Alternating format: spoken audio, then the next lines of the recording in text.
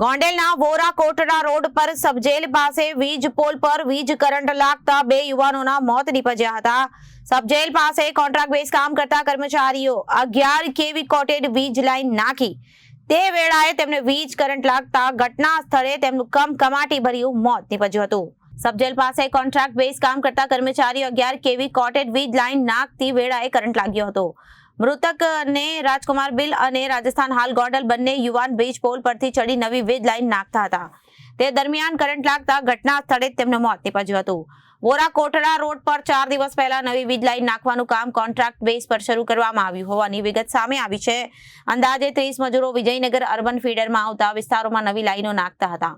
તે દરમિયાન આ ઘટના બની હતી. પીજીવીસીએલ દ્વારા અપાર કંપનીને કોન્ટ્રાક્ટ અપાયો હોવાની વાત પણ સામે આવી છે. મૃતકના મૃતદેહને ગોંડલ સરકારી હોસ્પિટલમાં પીએમ અર્થે ખસેડવામાં આવ્યા છે. મૃતકોને વીજ કરંટ કયા કારણોસર લાગ્યો હોવાની વાત પર તપાસ હાથ ધરાઈ છે.